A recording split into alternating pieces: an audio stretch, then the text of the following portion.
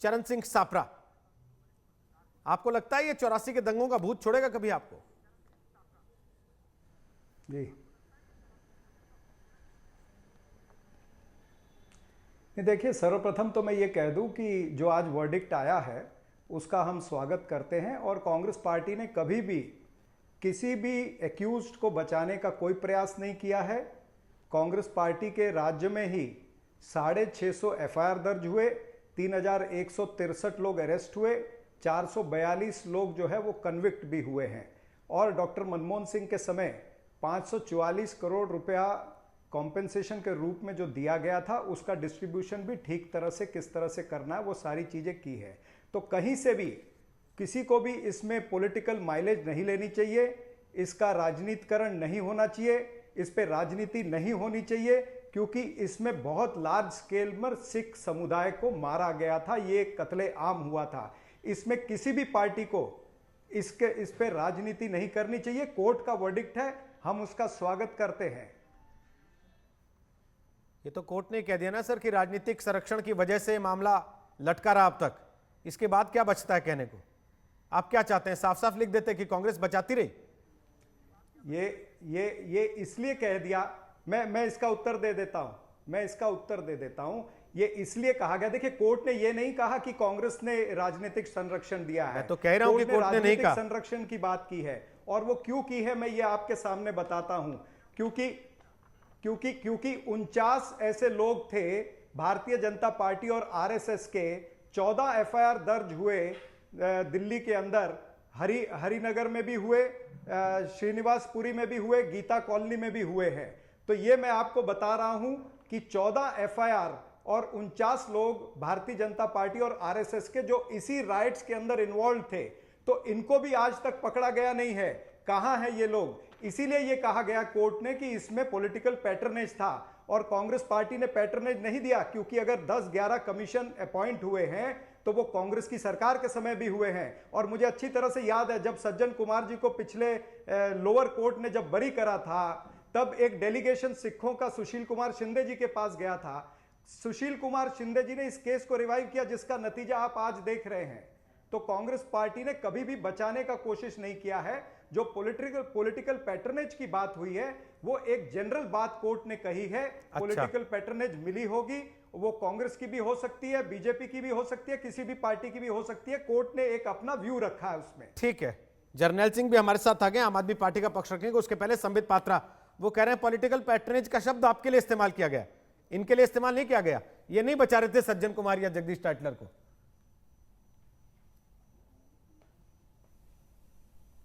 कोई बात नहीं, आज वो कुछ भी कहे, मगर रोहित जी, यहाँ मेरे 3 सरदार भाई बैठे हुए हैं। मैं तीनों को, चाहे वो कांग्रेस के प्रवक्ता क्यों ना हो, मैं आज उनको नमन करता हूँ। बहुत वर्षों तक हमारे सिख भाइयों ने, 34 वर्षों तक सिख भाइयों ने, और न जाने कितनों के घरों से चूल्हे उजड़ गए होंगे, छोटे छोटे बच्चों ने, जिन्होंने अपने पिता, अपनी माँ, अपने भाइयों के कत्ल को अपनी आंखों के सामने देखा होगा। आज वो आंखें भर आई होंगी जब ये ऐतिहासिक दिन उनके सामने आया होगा। देखिए, किसी को फांसी की सजा मिल जाए, अभी यशपाल सिंह को मिला चंद दिनों पहले, और आज सज्जन कुमार को उम्र कैद मिली है, तो ये एक बहुत बड़ा विषय होता है। आज राजनीति का दिन वाकई नहीं है, मगर हिंदुस्तान के न्याय प्रणाली के ऊपर श्रद्धा स्थापित होती है कि इतने वर्षों के बाद पुनः न्याय मिला है। देखिए, जहां तक कांग्रेस पार्टी का सवाल है, खुद अभी हरसिमरत कौर जी ने प्रेस कॉन्फ्रेंस में एक बड़ी बात कही। उन्होंने याद दिलाया कि राजीव गांधी बतौर प्रधानमंत्री, उस समय उन्होंने एक बयान दिया था कि जब बड़ा पेड़ गिरता है तो धरती थोड़ी हिलती है, और जब थोड़ी सी धरती हिली थी तो लगभग 8,000 से 17,000 सिखों का कत्लेआम हुआ था। ये तो ऑन रिकॉर्ड केवल 3,000 से 3,500 है, मगर हजारों और मरे थे। ये जो धरती थी जिसमें खून बहा था सिखों का, आज उस धरती को न्याय मिला है।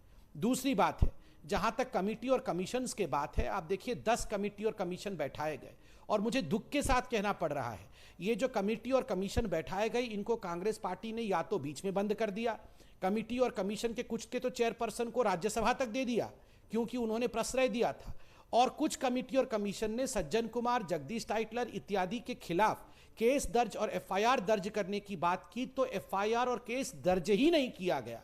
आप देखिए कितने वर्षों तक ये पॉलिटिकल पैटर्नेज मिला। और रोहित भाई, मैं इतना ही कह के अंत करूंगा, कि केवल आज ही दिल्ली हाईकोर्ट ने नहीं कहा है तो कि फिर पॉलिटिकल केस पैट्रोनेज यहाँ तक मिलता कैसे है। पहुंच गया? 2009 में दिल्ली हाईकोर्ट का अगर वर्डिक्ट लेकर मैं एफआईआर बैठा हूं, दर्ज मैं नहीं 3 लाइन किया पढ़ देता तो हूं। केस यहां तक कैसे पहुंच गया? तो सर, चरण आज सिंह आपसे- सापरा, एक सेकंड, आप चाहते हैं कि आपकी पीठ थपथपाई जाए। आज आपने कमाल सर, कर मैं दिया।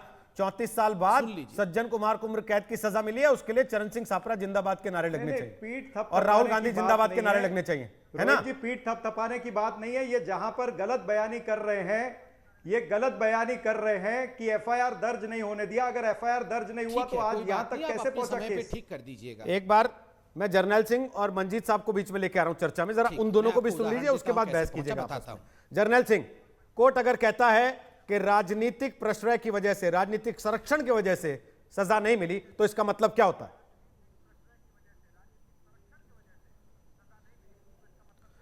सीधी सीधी बात है, इसके अंदर कांग्रेस ने ये कत्लेआम करवाया था। रंगनाथ मिश्रा कमीशन की रिपोर्ट खुद कहती है कि अगर यहाँ पर मिलिट्री लगा दी गई होती तो कम से कम 2000 सिखों को बचाया जा सकता। दूसरी बात, ये जो चार्जशीट दाखिल हुई है, मैं कहना नहीं चाहता था, लेकिन जब 2008 में सीबीआई ने कह दिया, क्लोजर रिपोर्ट फाइल कर दी सज्जन कुमार के मामले में और जगदीश टाइटर को क्लीन चिट दे दी, तो मुझे 2009 में प्रोटेस्ट करना पड़ा। और 2010 में ये चार्जशीट दाखिल हुई है सपरा जी, 2010 में 26 साल बाद, 26 साल तक सज्जन कुमार के खिलाफ चार्जशीट नहीं हुई। 2013 में 5 लोग कन्विक्ट हुए और आज 5 तो साल बाद सज्जन कुमार 2010 में भी तो convict हुए। कांग्रेस की सरकार पेट्रोनेज की थी। बात करते हैं तो वेद मारवा कमीशन बना। नहीं, 2010 में भी तो कांग्रेस की सरकार थी, यही तो मैं कह रहा जूता हूं। खाने के बाद ही आपने सीबीआई ने किया ना, उससे पहले क्यों नहीं किया?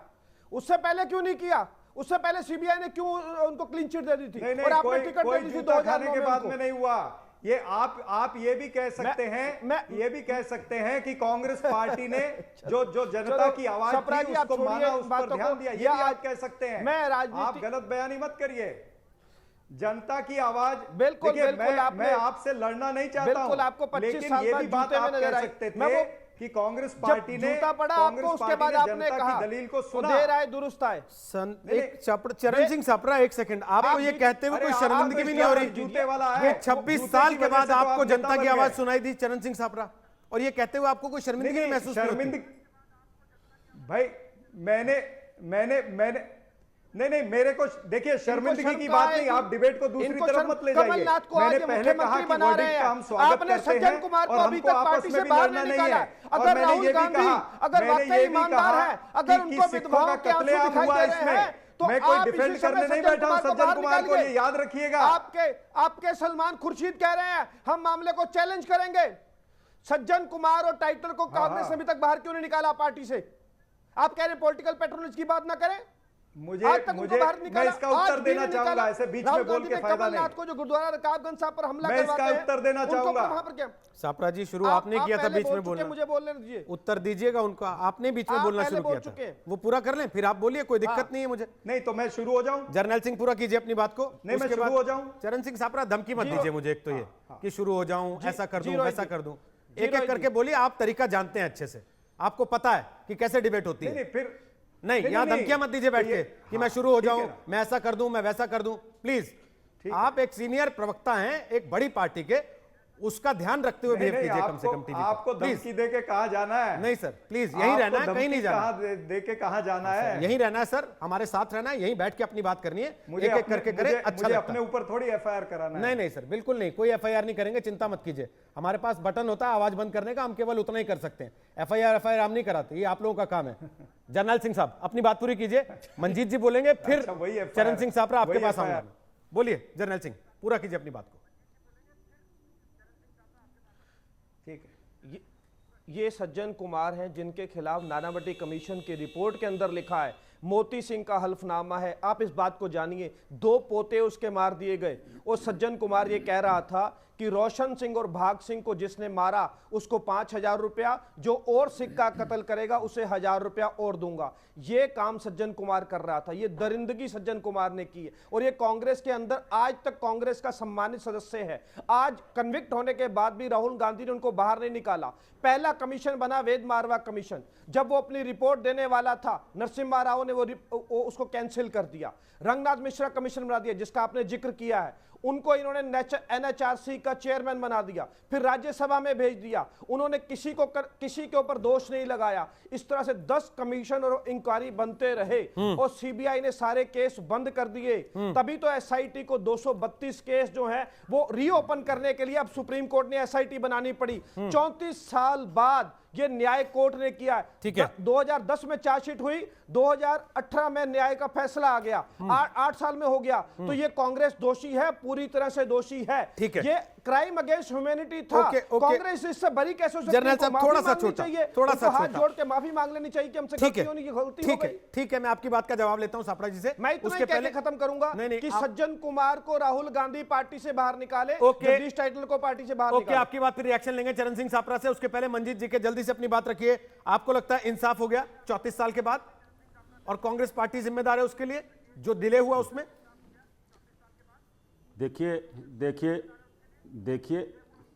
देखिए वो तो आज कोर्ट ने कह दिया कि कांग्रेस पार्टी का क्या रोल रहा था। मैं चाहूंगा अब बीच में कोई ना बोले, मैंने सबको आराम से सुना है। आप लोग उसको दंगे कही जा रही हैं, दंगे नहीं, नरसिंहार था। दंगे होते हैं जब 2 ग्रुप आपस में लड़ते हैं। मेरे को अभी सपरा साहब हमारे मित्र हैं, उन्होंने बोला है कि ये एफआईआर उनके वक्त दर्ज हुई थी। मैं सिर्फ 84 का वक्त याद कराना चाहता हूँ। 31 अक्टूबर रात से लेके और 5-6 तारीख तक, 3 तारीख तक मैक्सिमम कत्लेआम हुआ। सिख फौजी जो छुट्टी काट के ट्रेनों में अपने गांव जा रहे थे या गांव से बॉर्डर पे जा रहे थे, उनको तक नहीं बख्शा गया। और दिल्ली के अंदर, अकेला मैं दिल्ली की बात कर रहा हूँ, हिंदुस्तान की नहीं, दिल्ली के अंदर 5000 के करीब कत्ल हुए। और एफआईआर कब होती हैं? एफआईआर होती हैं जैसे अभी जर्नैल जी ने बोला है, सांबित ने बोला है कि 11 कमीशनों के बाद 10 साल लग जाते हैं और 15,000 एफआईआर सिर्फ 1 तारीख से लेके 6 तारीख तक दिल्ली में होनी चाहिए थी। लेकिन सिर्फ 587 एफआईआर दर्ज की जाती हैं 11 साल बाद और 241 अपने आप पुलिस बंद कर देती है। मेरे को ये नहीं समझ आती कि ये अगर एफआईआर दर्ज नहीं हुई, अब जैसे बोला है सपरा साहब ने कि सुशील कुमार शिंदे जी ने ये अपील के लिए बात करी थी।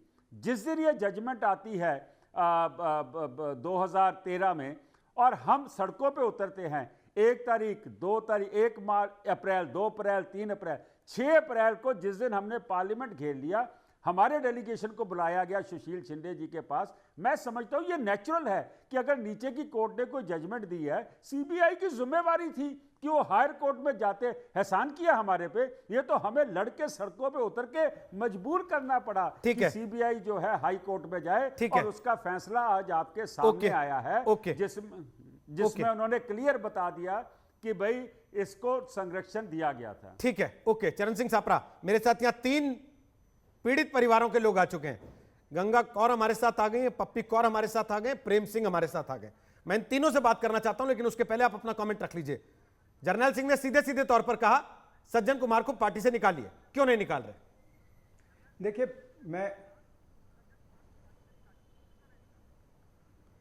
मैं बार बार ये कह रहा हूं कि मैं किसी भी 84 के जो आरोपी हैं या जो अपराधी हैं उसको डिफेंड करने के लिए यहां पर नहीं बैठा हूं। और आज अगर कन्विक्शन हुआ है तो निश्चित रूप से सज्जन कुमार जी को पार्टी से निकाला जाएगा। आपको नहीं पता वो पहले से हो रही थी एफआईआर की, आपने टिकट क्यों काटा था फिर उनका? मैं अभी आपको दिखा रहा था कि 49, सुनिए ना, अभी अगर आप इस चीज में जाएंगे तो मैं आपको और उदाहरण दूंगा। मैं कह रहा हूं आप 100 नाम ले आइए ऐसे, क्या पार्टी से निकाला, आप 100 नाम ले आइए। मैं कह रहा हूं ऐसे, उससे सज्जन कुमार का कम हो जाएगा क्या पाप? चरण सिंह सापरा, फिर आप कहते हैं मैं डिफेंड भी नहीं कर रहा हूं, इससे ज्यादा क्या डिफेंड करेंगे आप? मैं आपको उदाहरण दूंगा कि माया कोदनानी तो कन्विक्टेड थी। माया कोदनानी कन्विक्ट होने के बाद भी माया कोदनानी को पार्टी से निकाला क्या? मतलब सज्जन कुमार को आप माया कोदनानी बनाना चाहते हैं ना अपना? बयान देने के लिए वहां पर गए थे। आप सज्जन कुमार को अपनी माया कोदनानी बनाना चाहते हैं? आप इस बहस में मत जाइए। वही करना चाहते हैं ना? कुमार को डिफेंड करने के लिए नहीं बैठा हूं। आप कर रहे हैं और कर क्या रहे हैं इधर से? मैं इस बहस में सज्जन कुमार को डिफेंड करने के लिए नहीं बैठा हूं। मैं आपको यह बताने जा रहा हूं, मैं आपको यह बता रहा हूं, नहीं, मैं आपको यह बता रहा हूं कि जो एफआईआर की बातें हुई है, तो एफआईआर जैसे जैसे कमीशनें आगे बढ़ी है, कमीशनों ने एफआईआर करवाए हैं। ये जो मैं बता रहा हूं कि 14 एफआईआर भारतीय जनता पार्टी और आरएसएस के लोगों पर, 49 लोगों पर जो होने थे, ये किसने कराए? ये जैन अग्रवाल कमेटी जब बैठी, उनकी तहकीकात के बाद में ये एफआईआर हुए, लेकिन फिर ये लोगों को छोड़ दिया गया। तो भारतीय जनता पार्टी ये भी बताए कि ये 49 लोगों को के ऊपर क्या कार्रवाई हुई है। आप एक बात बता दीजिए, आप जिस कानून के तहत या जिस सीबीआई के जरिए सज्जन कुमार को यहां फंदे तक लेकर आए हैं या उम्र कैद तक लेकर आए हैं, उस सीबीआई को क्या केवल बीजेपी वाले, अकाली दल वाले नहीं दिख रहे थे? कांग्रेस ही दिख रहा था। आप कैसी बातें कर रहे हैं सापड़ा साहब? अगर नाम है, अगर लोगों पे केस हैं, तो फिर बारी बारी सब पे कार्रवाई होती है। ना मैं तो यही, आप एक लाइन में कहते हैं मैं सज्जन कुमार को डिफेंड नहीं करूंगा, 10 मिनट आप डिफेंड करते हैं बैठ के। इसका उत्तर भारतीय जनता पार्टी ने भी देना चाहिए ना। लीजिए जवाब संबित पात्रा से, कौन रोक रहा है आपको? लेकिन आप अपने आदमी को डिफेंड कर रहे हैं मना कर करके। ये भी तो उत्तर देने पड़ेंगे ना। संबित पात्रा जवाब दीजिए, मौजूदा सरकार को ये भी तो उत्तर देना पड़ेगा ना। संबित पात्रा जवाब दीजिए। मैं कोई डिफेंड नहीं कर रहा हूं सर, आप मैं कहते कहीं रहिए, भी डिफेंड नहीं कर रहा हूं। कहते रहिए। मैंने मेरी डिबेट की शुरुआत में कहा, ये कहने से क्या होता है कि मैं डिफेंड नहीं कर रहा हूं, और कर रहे हैं उसके बाद फिर भी कह रहे हैं कि मैं कर नहीं रहा हूं। अगर कर रहे हैं तो हिम्मत से कहिए ना कि हाँ मैं कर रहा हूं डिफेंड, मेरी पार्टी का आदमी है, हमने नहीं निकाला अभी तक। डिफेंड कर रहा है सज्जन कुमार को कौन डिफेंड कर रहा है? मैं तो, आपने कहा कि उनको पार्टी से हटाया जाएगा, मैंने कहा हाँ जी ये निर्णय होगा।